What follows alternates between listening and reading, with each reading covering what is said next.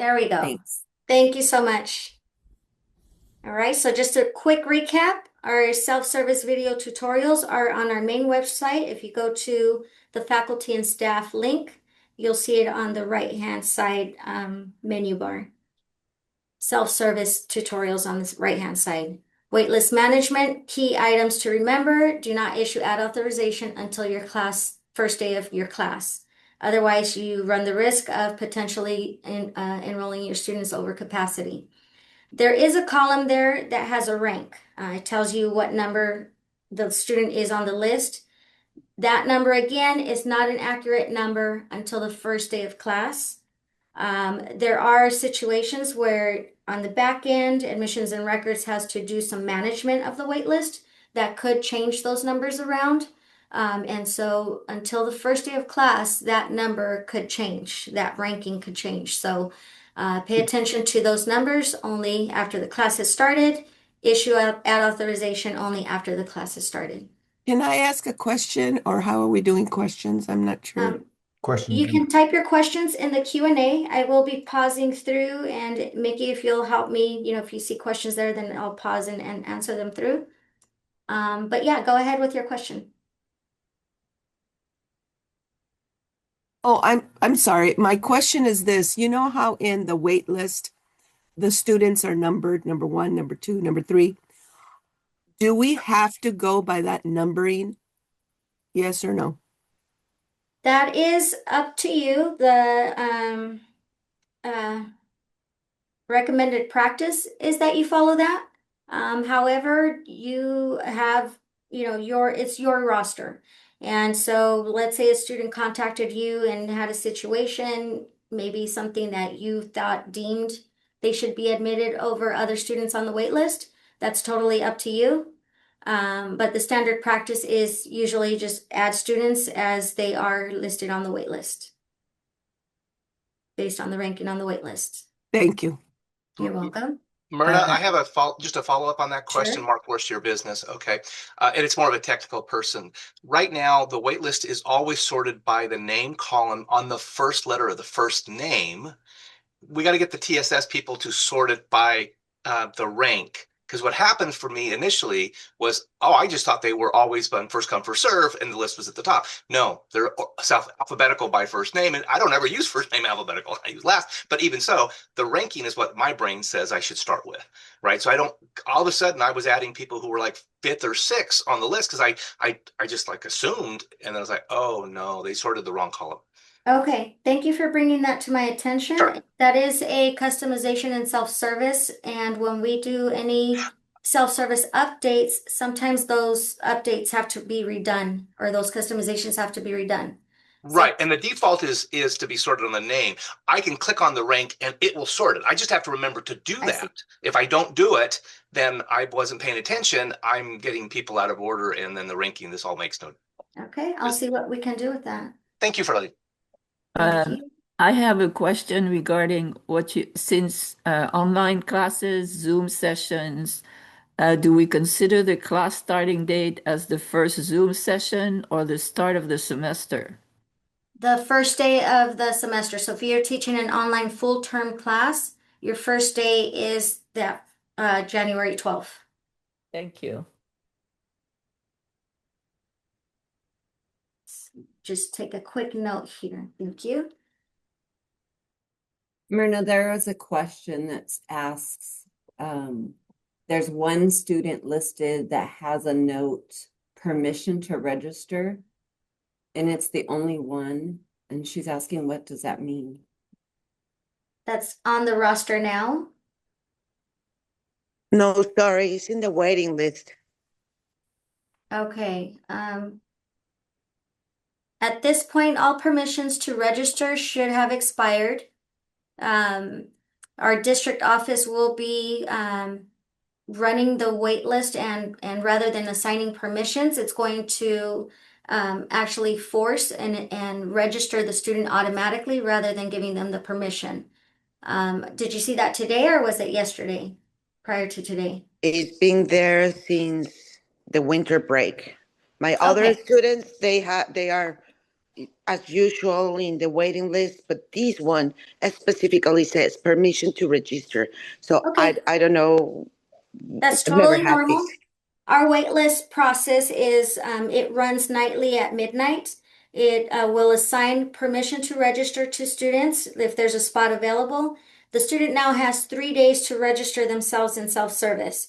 If they do not register themselves, their permission expires, and then the permission when the process runs again at midnight, the permission gets assigned to the next student on the wait list. And so you don't need to worry about those permissions to register.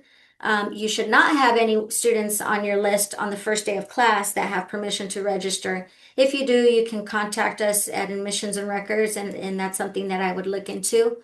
But as long as everything is working as it's supposed to, all permissions will expire on Thursday before the semester starts. And then we run a process to register all the students rather than assign permission. And now you have a full roster when you start classes on Monday. But that means that if automatically it's gonna do it, it's gonna go over my cap of my class. No, it will only assign up to the cap of your class or register Okay. students up to your cap of your class. And again, that's why you do not want to issue add authorizations before the class starts. Once you giving the student add authorization does give the student permission to register over your class capacity. Thank you. I have a question. Yes, go ahead. Okay. So, with that being said, then is it really necessary then to even give authorizations if in fact the class is going to fill to capacity no matter what we do? Does that go through the first week through Thursday, or is that prior to the class starting? Prior to the class starting. So Thursday Okay. before the semester starts, they will Okay. fill your class with anyone on the wait list if there's spots available. Now, on the first day of class, you will still need to go through your attendance. If you Sure. have no shows, then that's where you're using your add authorization to Okay. give to your Okay. waitlisted students to fill those no-show spots. Okay, that's why I wanted to clarify, because if it was going to go through the first week, official week up to Thursday, then there's really no need for us to even bother with authorizations. No, yeah, So, we don't mess with your rosters once classes have started. okay. Okay? Thank you for the clarification. Sure. All right, we're going to move on to the next slide. Really important, you want to look up your add and drop deadlines on the in self-service. You can look up your roster. Each individual roster will have its own page like this that has your drop deadlines. Key thing to remember here is that these deadlines are not refund deadlines. So do not use these dates to put on your syllabus for drop deadline. Drop deadlines still do have to be manually calculated for short-term classes. But for our full-term classes, it's always the second Friday of the semester. So if you're teaching a regular, your start date is the first day of the semester, end date is the last date of the semester. That's a full-term class. There are classes that have dates that are not exactly the same as the regular term dates. Now you have to calculate those refund deadlines manually. Okay, same thing with your census and add and drop dates. Those would need to be calculated manually. If you need assistance with that, you can contact admissions and records. But for your last date to add, that will be accurate in self-service. So go by those dates. If you see anything that seems off, date doesn't seem quite right, again, contact admissions and records and we'll look into it and help with calculating the dates. Okay.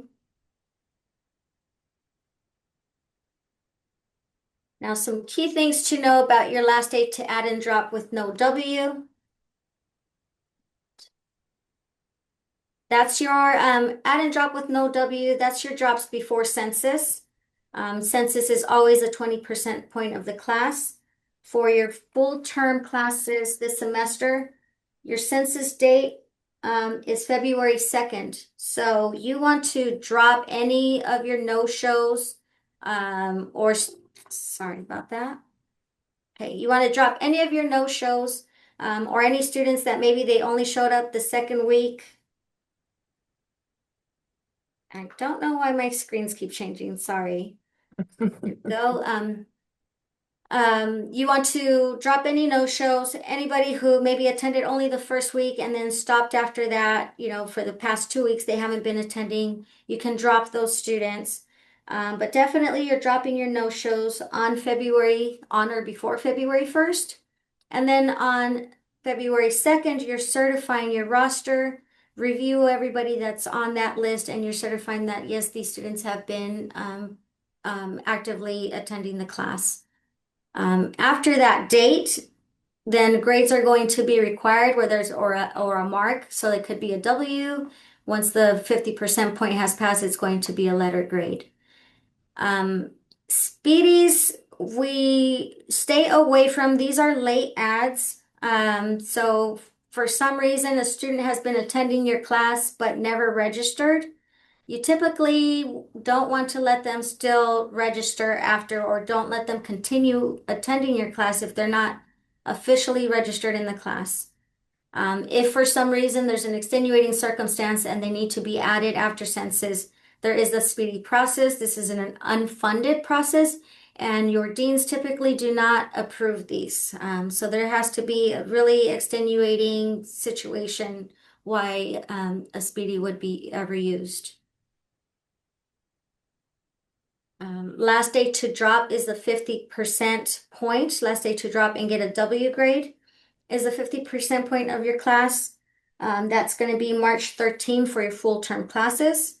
Again, for your short term classes or any classes that did not start January 12 and end on the regular end of term date, any of those classes, you're going to have to calculate the meeting dates to figure out where that 50% point is.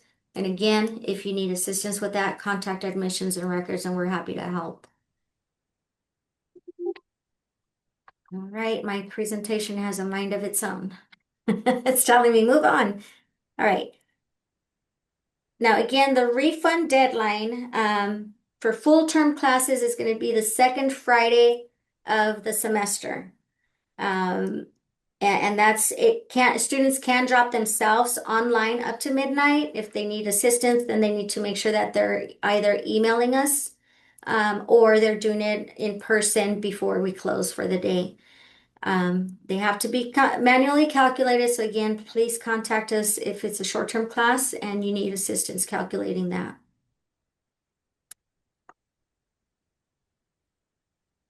Question, how do we calculate drop date with refund on short-term classes?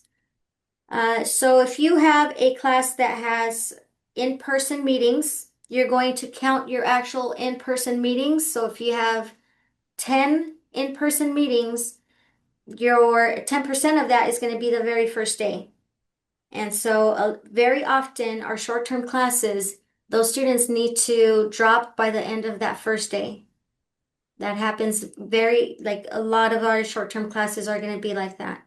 If you have a hybrid class, so you have some in-person and online sessions, you're going to count that as, from your start date to your end date.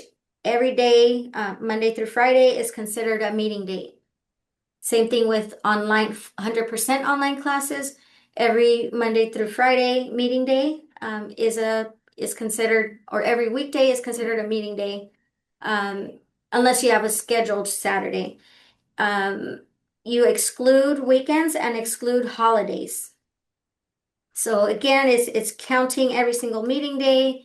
It can get pretty complicated, but feel free to contact admissions and records, and we'll help you calculate that. Myrna Lori is asking who specifically and or do they contact for that date, for that assistance? If you call our main number 443-8604 and just explain that you need help calculating your refund deadline or census deadline, they will transfer you to our records area. So that's Bobby. You can email Bobby as well, Bobby Tello Perez. You can send an email to records@fresnocitycollege.edu and they will reply. Email is really easiest to contact because then you're not missing if someone's away from their desk for a while. But definitely, if you send an email to records@fresnocitycollege.edu, someone will get back to you with that information. So again, you're going to exclude holidays and weekends when you're calculating those dates.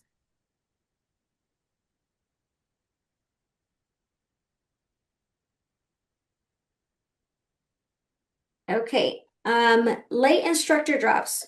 Something we've seen that occurs very often at the end of the semester are students being dropped. Maybe a counselor or an instructor forgot to clear their rosters right before census.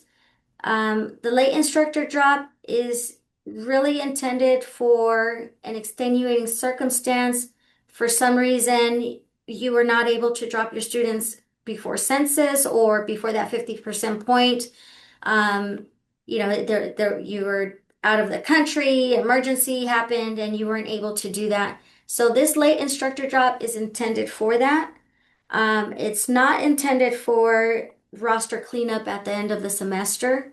There are impacts to students when we do that. And so admissions and records, if we receive it, we're making the assumption that there was some, emergency reason why you did not do your drops by the deadlines. And so we're processing these. But there are really severe impacts for some of our students and when it comes to especially financial aid. And so we really want to limit this late instructor drop to just when there's an emergency. It's really important that you, again, clear your roster of your no-shows, all of that before census, on census day, look at your roster, certify that everybody that's on your roster is currently still attending and participating in your class and make sure that at that 50% point, at the 50% point, you can still drop students who maybe right after census they stopped attending. Take them off of your roster. And the reason you want to do that is again, impacts that it has in regards to financial aid. And this is my last slide. Mickey will go into more of how all these drops affect financial aid. So before we move on, I'll answer more questions. I'm only seeing one on my screen. So are there more on what you can see, Mickey? Someone just asked a question. If a student asks you to not drop them since they have some kind of personal situation, but ending up never turning anything in or engaged with the course. We would say keep record of that communication. If the student is asking you not to drop them, then let's, help the student as we can. And they ask you not to drop them, then don't drop them. You do also want to have, and what's been recommended is to have a clear policy in your syllabus so that if you have a policy of if you miss this many days, then you can drop the students. But it has to be clearly stated in your syllabus so that you can do that. Typically, once the class starts, you cannot drop students for reasons other than if they were missing a prerequisite or disciplinary action. Otherwise, we can't drop students for if they're not getting a certain grade at a certain point, you cannot involuntarily drop a student. But if they're asking you not to drop them, again, try to help the student as much as you can. But if you have a policy that says if you miss this many, days, assignments, whatever it might be, then you can follow your policy.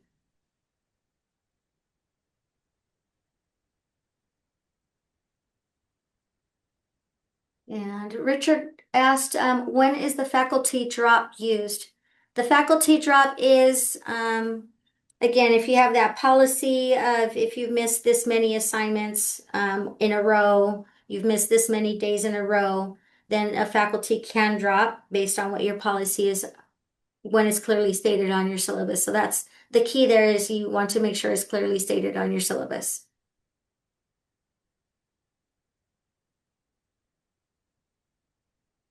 Are there any other questions? Okay, then Hi, oh, I would like to, I have a few questions actually. Hello, thank you. Good morning. good morning. Okay, so I'm teaching online classes this semester and I'm still getting the hang of online, especially online like attendance.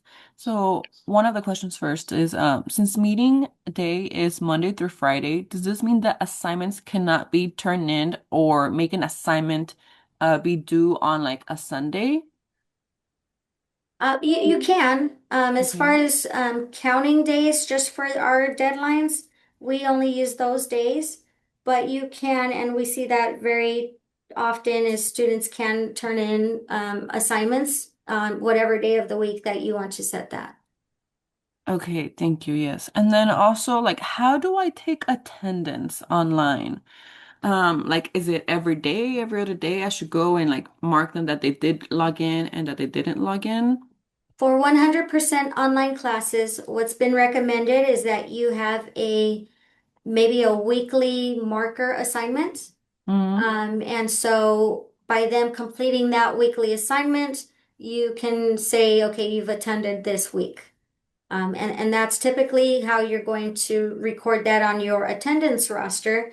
You want to have that assignment with the date on your roster, your attendance roster, and well, it's usually like on your grade roster.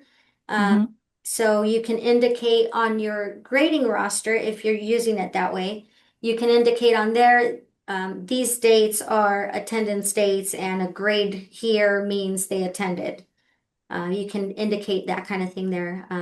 So there are different ways. There's other ways have been discussion, have a discussion board type of assignment where you have to do this discussion. If you don't, then you're considered absent. So there are different ways that you can do that. Um, if you want to, we can, you can contact me after offline and we can go over that a little more. You can also send an email to records@fresnocitycollege.edu and, just ask for more information on how to keep attendance for online classes. And Bobby can set up a meeting with you so she can go over that with you. Okay, yes. And that answer, I have heard of it before, but like I don't see how do we consider it a no-show for an online class, taking into consideration the waitlisted students? Do we have to wait till like all students turn in that first week assignment to be considered them a show or no-show to then give the waitlisted students a try? Typically, what I've seen is the student is told submit this assignment by this date or you're going to be dropped. And so when they don't turn that assignment in, that's when you can consider them a no-show and move on to your waitlisted students. Okay, thank you so much. You're welcome. Okay, and I don't see any raised hands or questions on my chat. I think we can move on to our financial aid impacts. And Mickey will take it over. Good morning, everyone. Before I start on this slide, Enid asked a question about financial aid and if we drop a W, will they owe money? So this is kind of some of the things that I wanted to get into. So I hope that I answer your question after I've gone through my slides, Enid. And I wanted to Thank you. start with, you're welcome. I wanted to first start with just talking to you about our Pell Grant because we do have many different financial aid programs, but our Pell Grant is our largest, and our Pell Grant seems to be the most impacted by the drops and the way we see drops. And so just to give you an idea, for 24-25 year, we did almost $60 million to our students in Pell Grants. Because of how our students add drop a lot, at the community college level, many colleges don't just disperse one time. We actually split our Pell Grant because our Pell Grant disbursement for the fall term can be, the maximum award is almost $3,700. We don't disperse it all at one time. We disperse it twice per term for our students. The first disbursement is today. Today's disbursement for the spring term is almost $10 million to almost 7,500 students. We do 50% at the beginning, and then we do 50% April 2nd for the spring term. So we intentionally schedule that second payment for their Pell Grant after the 50% point for instructors to, if the student doesn't drop themselves, for the instructor to drop. It is my understanding now from Myrna that you're not required to drop a student after you cleared your roster after census. But I would highly encourage it because I have some examples to show you that I hope will help you understand how that by not doing that, it doesn't just negatively impact the student, but it also can negatively impact the institution financially. So I'm going to move on to recalculation of eligibility. And this is what we are required to do because we have 2 disbursements for our Pell Grant. We're required to recalculate eligibility, and that's what we do for that second payment, which is April 2nd on this spring, and it's generally end of October, beginning of November for our fall term. And for simplicity's sake, if a student starts full-time and they're eligible for $1,000 for the semester, that first disbursement on January 8th would only be $500. Okay. And then let's say that student, who's a full-time student, 12 units only. They are still full-time in 12 units. When we process our disbursement for April 2nd, they will get that other $500. If that student drops from 12 to 6, now they're only eligible, and we recalculate their eligibility at 6 units, they're only eligible for half. Well, half of 1,000 is the 500. Since they already got that 500 on January 8th, they don't get anything April 2nd. Okay. Does that make sense? I already see some. Do I have questions, Myrna? Okay, so this kind of lays the foundation for some examples that I have. So let's say roster will end in February. You said February 1st, Myrna, the census? February 1st is when you want to do the drops, and then census is February 2nd. So on the 2nd, you're certifying everybody that's on my roster is participating and active in my class. Okay, so we give a student that $500, and then let's say the student stops attending and their last day of attendance is February 15th. What we see oftentimes is the student remains enrolled in the class, and the instructor, instead of dropping them by that March 13th deadline date, they keep them enrolled in the class and they give them an F grade. But when you give the F grade, you can see the last date of attendance. We use that last date of attendance to do our financial aid processing.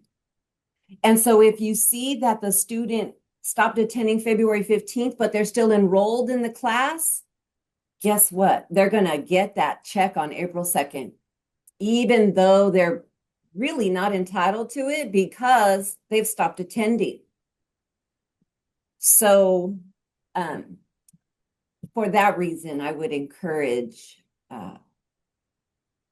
if they are no longer attending, to just drop them from your roster.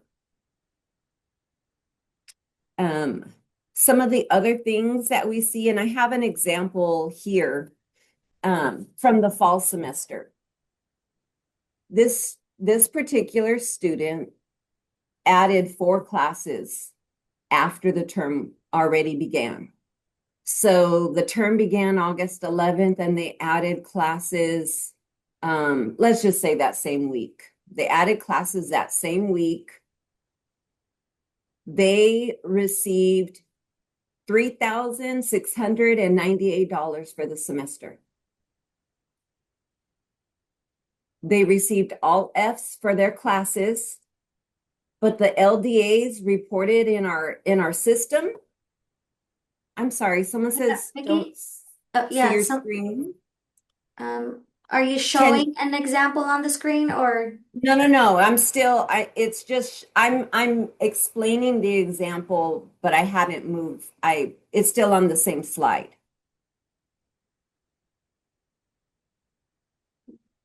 Are you? Is that for Maxine? Are you seeing the financial aid disbursements? It has a Pell Grant recalculation screen.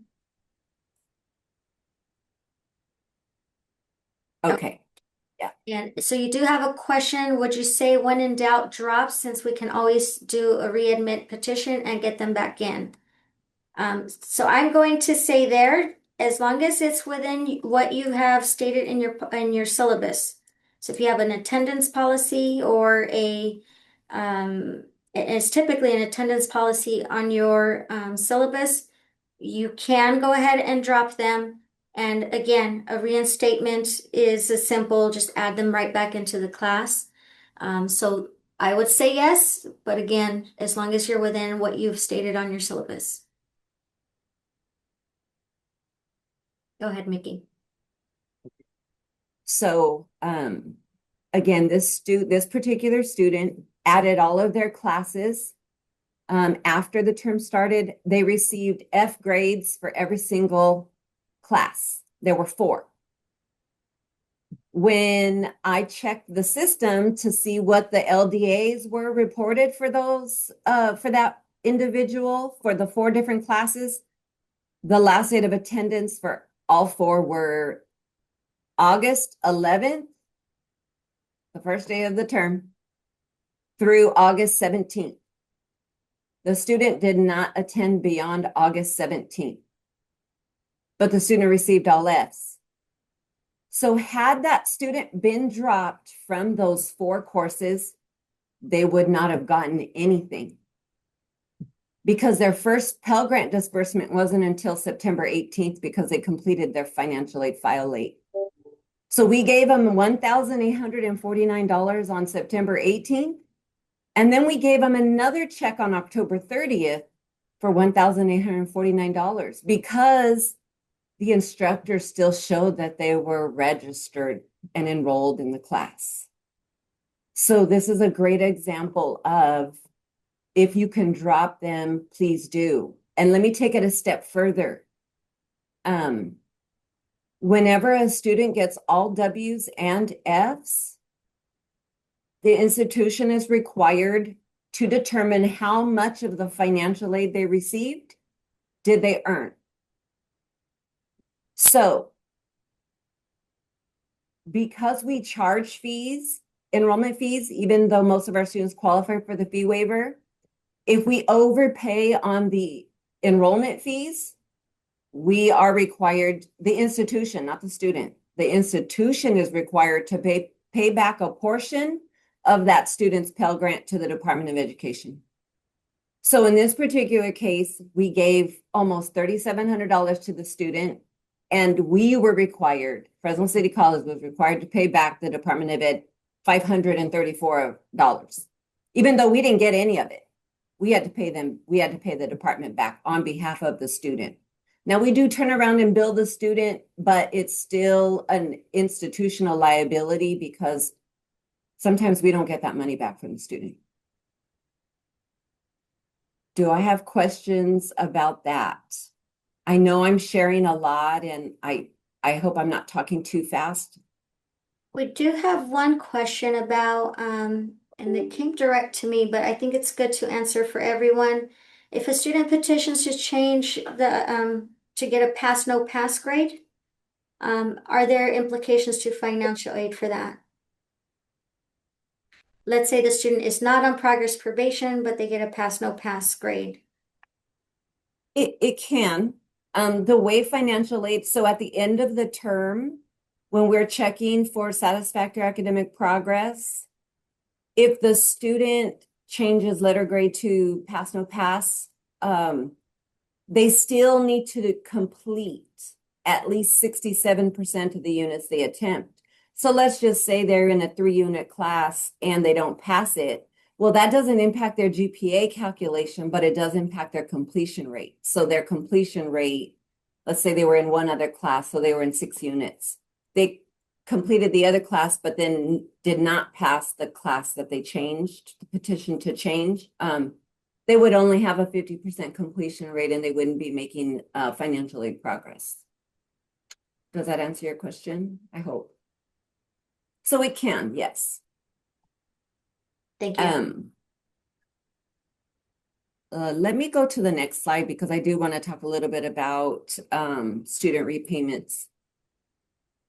So in that example that I just gave you, oh, you know what? I think it's just automatically forwarding. I don't know. So when a student owes money, there are different types of overpayments a student can have. So when a student is a complete no-show, that means they didn't attend any of their classes. Fresno City College has to pay back to the Department of Education all of the money that we gave the student. And then we turn around and bill the student. So in that first example, let's say the student was a no-show drop to all 12 units. And that first disbursement we gave them was $1,849. We would have to pay the Department of Education back that amount of money, and then we bill the student. In those cases, that does not negatively impact the student's SAP. When I say SAP, satisfactory academic progress is SAP. So that student would continue to be eligible for financial aid. Now, when a student owes the college money, we do put a hold on their records that prevents them from registering for other classes.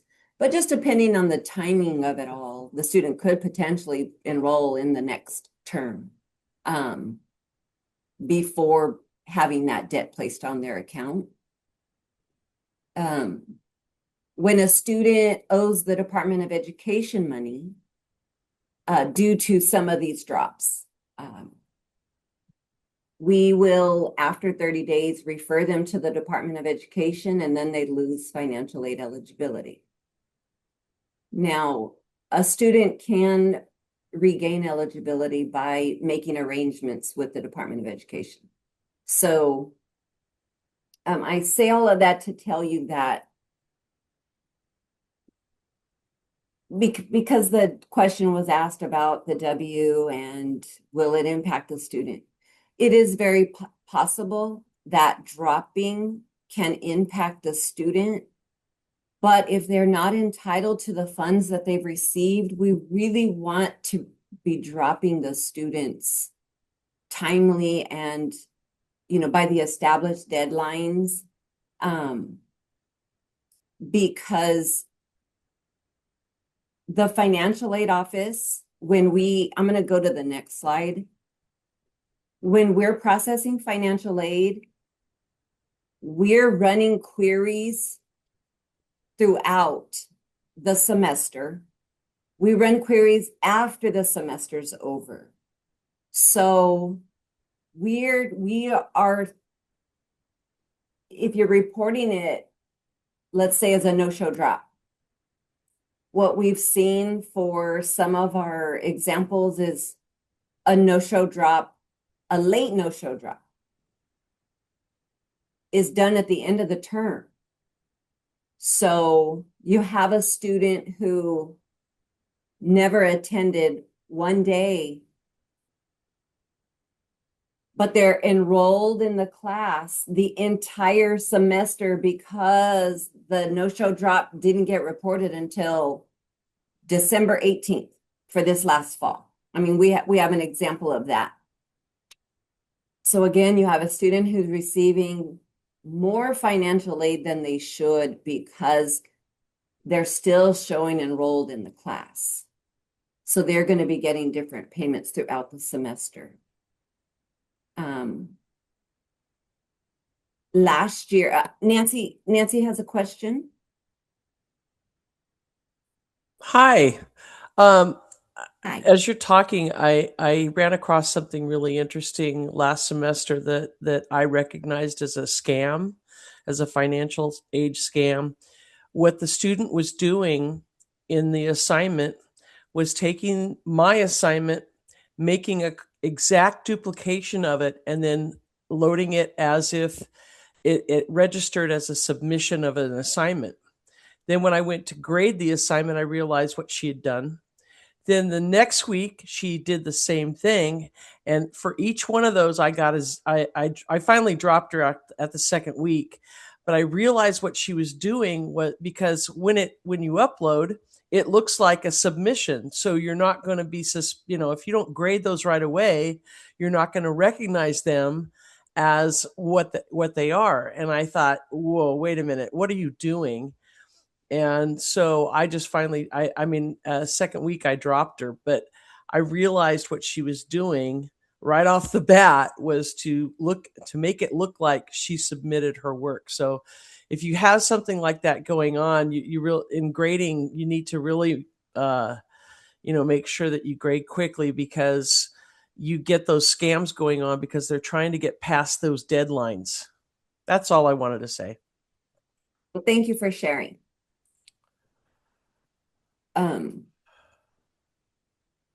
So again, I was mentioning the late no-show drop example. I want to also share, so last spring, I did a Flex Day presentation and it was in person. And one of the instructors shared with me that, well, let me share my example. I had a student who, because of his particular situation, was eligible for a lot of financial aid. Okay, we have our Pell Grant program is what I highlighted just because that's our largest program. But we also have state programs, the Cal Grant program, and our Student Success Completion Grant program. This particular student, being in 12 units, one of his instructors dropped him from a 3-unit class as a no-show drop. So then he went from 12 units down to 9 units. Dropping him as a no-show from 12 down to 9 resulted in him being put in overpayment for approximately $9,000. Later find out, because a student was very concerned, came in to see us to ask questions. And I want to say that not all of our students that we put into repayment come see us. This particular student came to see us and he told us the no-show drop class, he said he participated in that class. And it was a fall term class. So I got proof that he participated all the way through September. So he was not a no-show. Fortunately, he came in to see us, so we removed his overpayment and fixed his file. But it was later discovered that I think there are some faculty that believe it's okay to drop as a no-show even if they attended the class. So I just want to share. Please don't drop them as a no-show if they participate in your class, even if it's for a day. Even if it's for a day, you should still drop them as a regular drop. Only no-show drop if they've never attended your class. Anybody have questions about that? Okay. Don't see anything in the chat. Okay. Earlier I mentioned the Oh, I already gave. Sorry, Mickey, here's a question. If they're logging into an online class but not completing work, does this count as a no-show? I'll let you answer that, Myrna, because Yeah, I that's a tough one. There's been activity, but they've never done any assignments. And this has been something that we've been trying to, I mean, they took up a spot, right? Especially when they've asked for ad authorization. You can consider that as activity, even though they never even though they never submitted anything. Some faculty have had their thought was that, well, they never turned in anything, they did nothing, they didn't do a discussion board, never even sent a message, so I consider them as a no-show. There isn't really written policy on that, and so how does the faculty see it? For admissions and records is they, especially if they asked for ad authorization, after the class started, they took up a spot. Their activity was that they contacted the instructor and asked for a spot in the class and potentially took it away from someone who could have been attending. And so that wouldn't be considered a no-show in admissions and records eyes, but we have had the argument from faculty that, like you said, they didn't do anything. They are a no-show, and so we will take it to what the faculty wants to mark them as. we have someone asking a question. Is it possible to do a regular drop before census day? Yes, that's just your faculty drop. And so that still will mark the student. You're not marking them as a no-show. You're just doing a faculty drop. And but that will prevent the student from getting any mark on their transcript, so they won't have a W as long as you're doing it before census. Next question, would it be the same as a student attending in person and didn't complete any work? Oh, so that's piggyback to the student online that signs in but doesn't turn in any work. And that's a good point. So this is a need. I just want to clarify. No shows is they didn't do any assignment whatsoever. Correct. When you're talking about for online, 100% online, 100% online. there was no activity. So you can look at your Canvas analytics and there's no activity. They never signed in. They weren't communicating with you back and forth about, I need this class. I'm going to be attending late. If there wasn't any of that activity, you can consider them a no-show. But wait a minute, you said whether they signed into the class. I thought that the no-show was they didn't do any assignments. And so I dropped them because they didn't do any assignments. But you're saying, did they log into the class? That's a different thing. Right. And there's two sides. And so I have had the argument from faculty. One, they signed in, possibly downloaded your syllabus. And if you had assignments available, they downloaded all of that information. They did some activity in the course in your Canvas shell, but they never turned in anything, never did a discussion assignment. And so I have had both sides of faculty arguing that, well, they're a no-show because they didn't turn anything, or they're not a Right. no-show because they signed in. And so right now we don't have a policy as to for online classes what that should be. And so we will, if the faculty is marking them as a no-show and telling us they're a no-show, we will go ahead and take that as a no-show. Okay. Because that's how I'm doing it. I hope. And that's okay. Yeah, it's typically when a student is requesting after the fact, they got a letter grade or a W and they're arguing that, well, but I was a no-show. We send that to the faculty. They will then look at their Canvas attendance and analytics to determine, to tell us, yes, they were a no-show or no, they weren't. And that's where we've had the difference, I guess, difference of opinion of they signed in and downloaded everything. Well, now they have access to your material. So should that be considered as they've participated, right? So it's not really a no-show. But faculty felt that, but they didn't do anything. So, but I like it's our VP Smith, VPSS Smith. Her point was that, well, isn't that the same as a student showing up in your class in person and just didn't turn any assignments, but they were there on your first day?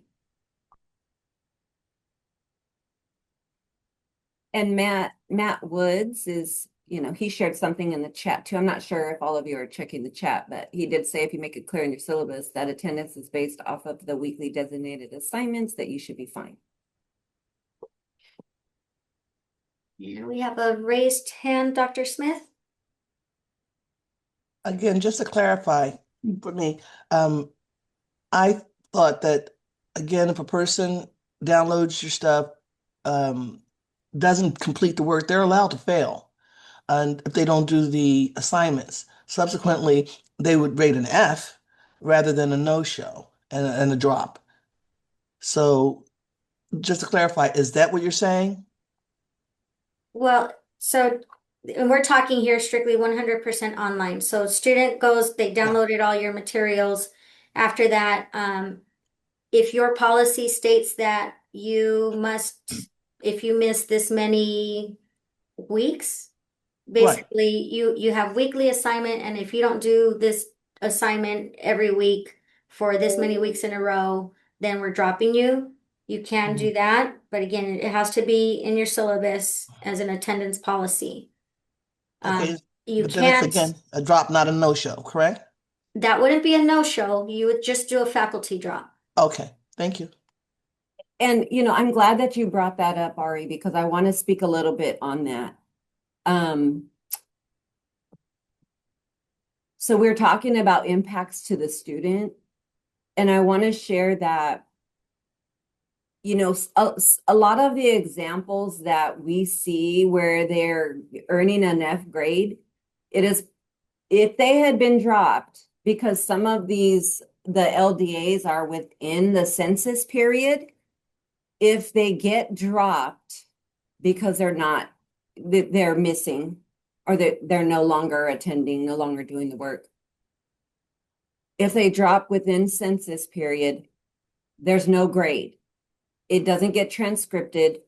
There's no negative effect to their SAP because they've been dropped. If you allow them to stay enrolled in the class and then they get that F, at the end of the term, they're not meeting standards, and they're going to be placed on a warning status. If they have 2 consecutive terms of, poor attendance, then or F grades, then they're going to be disqualified.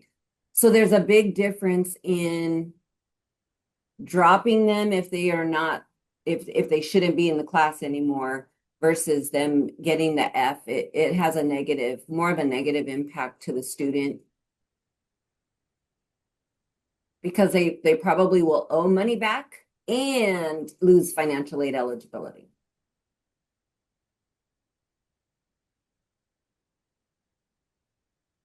Any questions?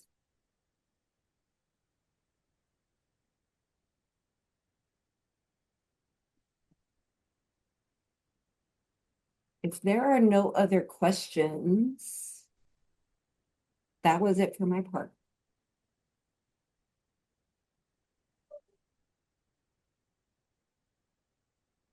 Okay, I just see in the chat just one last comment from VPSS Smith, information from Chancellor's Office.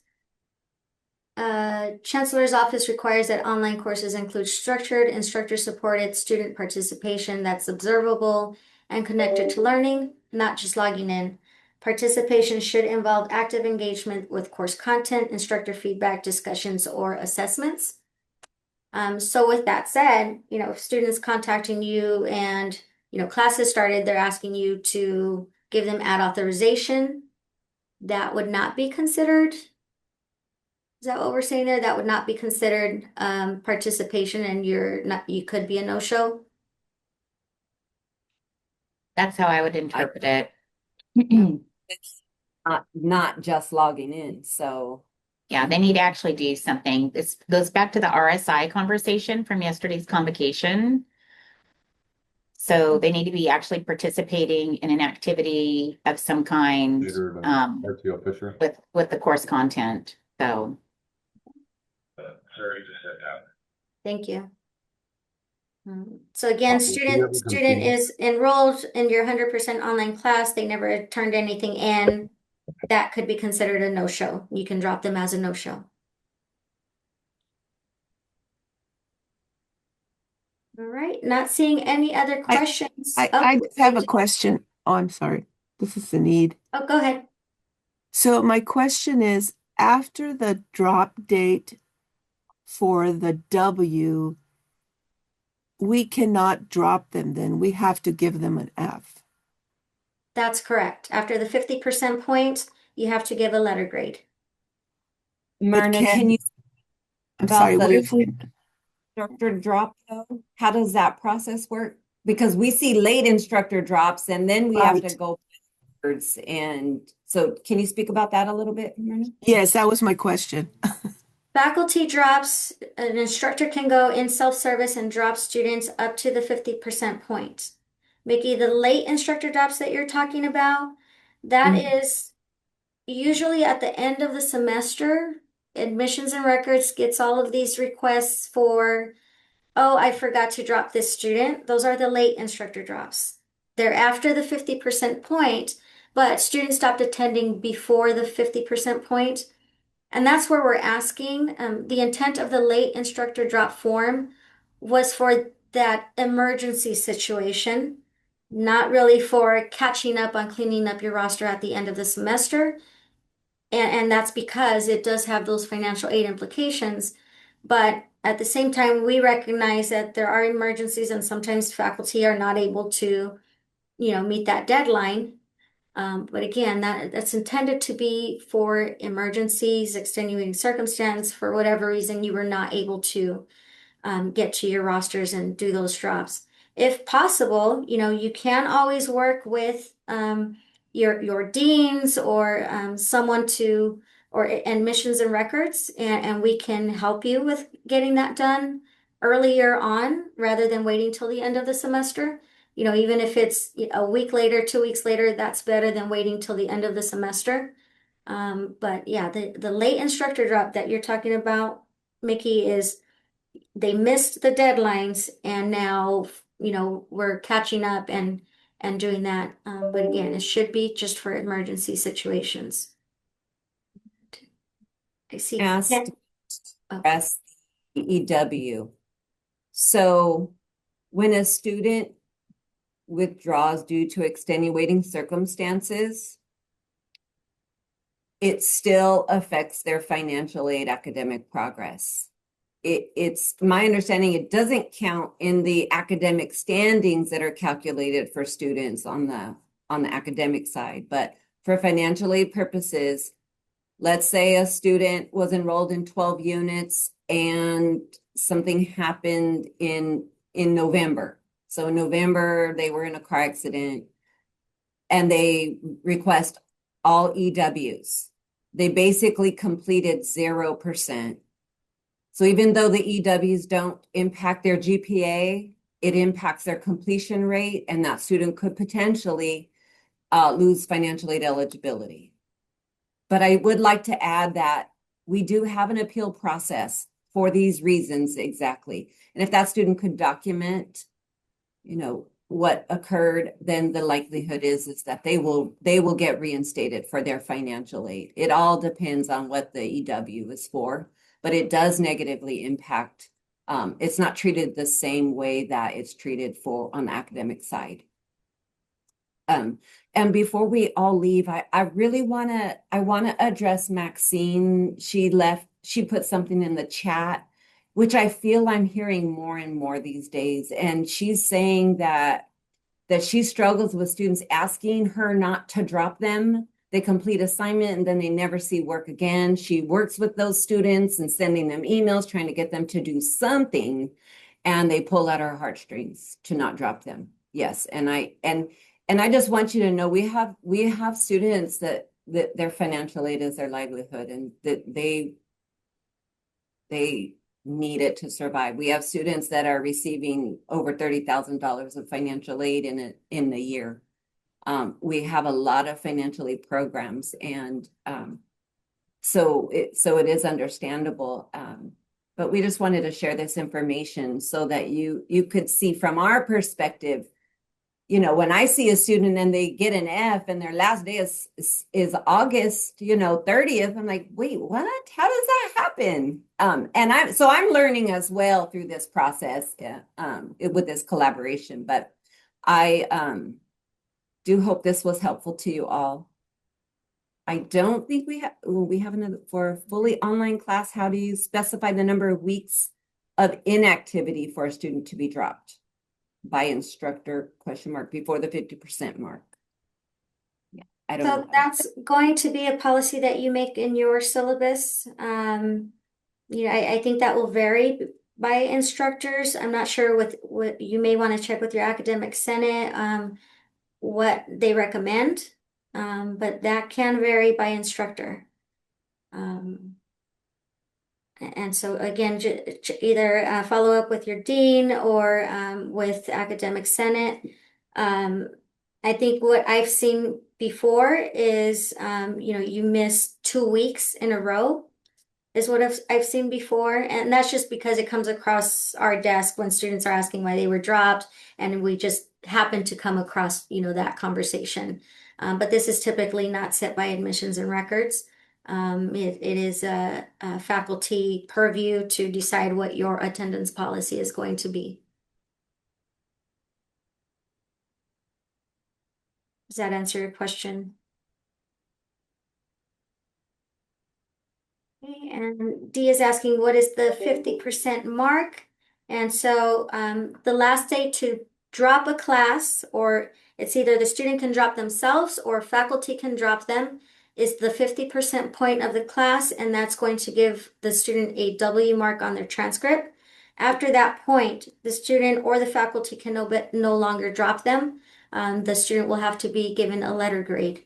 Typically, that ends up being an F if they've stopped attending and aren't turning in any more grades. But not always. But typically, that's going to be an F grade.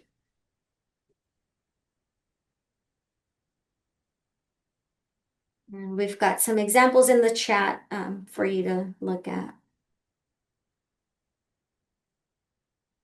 And Rebecca has shared an example she uses in her syllabus. Thank you.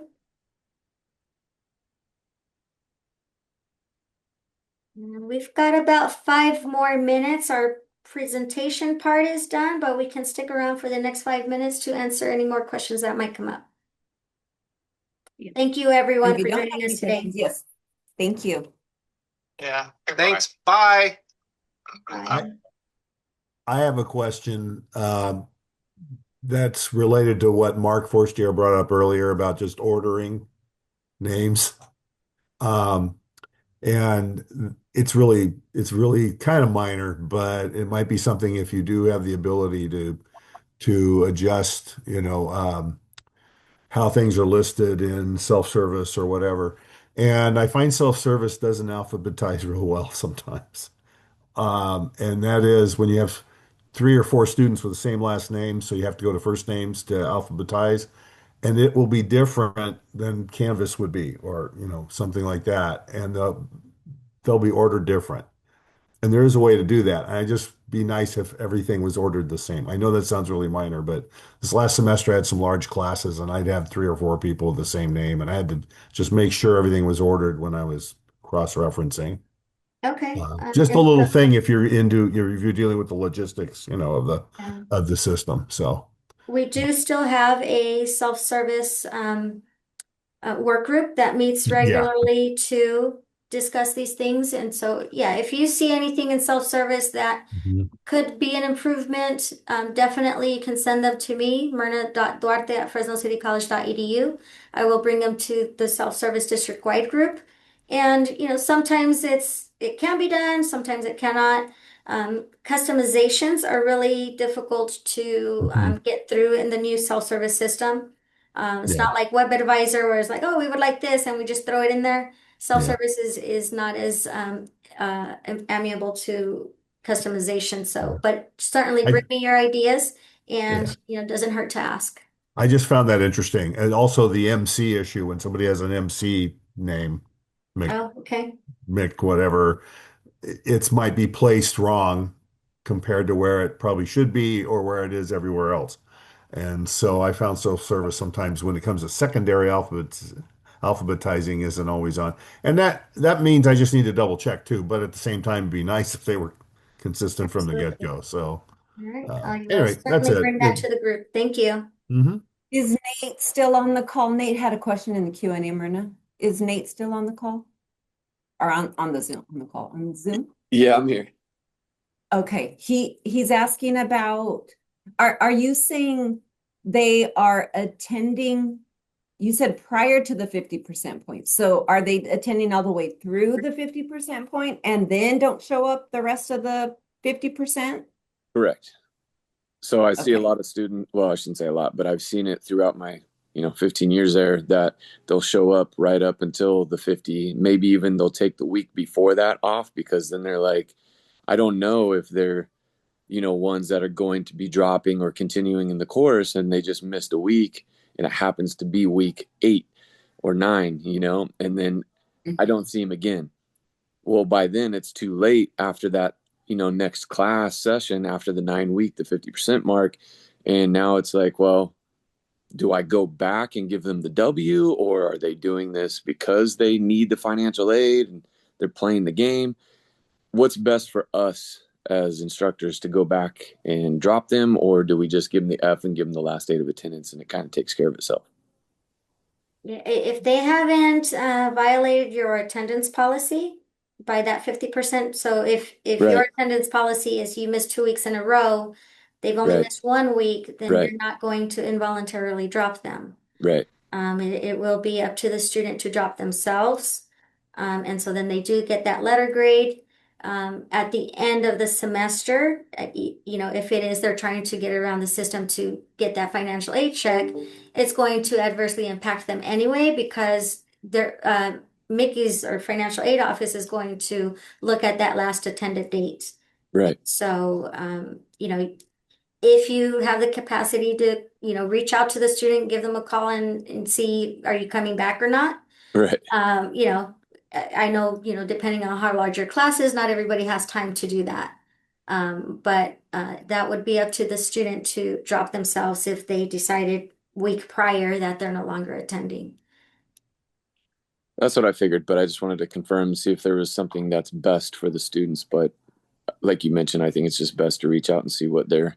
Some of them I don't hear from, so I know the game they're playing. But other than that, just trying to get clarification. Thank you. Thank And you. I see one other question says, Myrna, I'm sorry, I'm gonna have to cut you off here. Oh, are we set? Okay. We are at time, and I thank you very much, Myrna and Key, for bringing this valuable information. I was only able to pay half attention to it because I had another flex session going on at the same time. But it looks like this is something maybe we could do an additional professional development on in a couple weeks into the semester for those faculty who missed it. I want to give a big shout out to Garrett and Good idea. interpreters for making us accessible to all of our faculty and staff, are the hard of hearing and deaf community. And everybody have a wonderful Flex Day. Myrna and Mickey are going to get me their slides so I can send them all to you. Thank you very much. Thank you. Bye.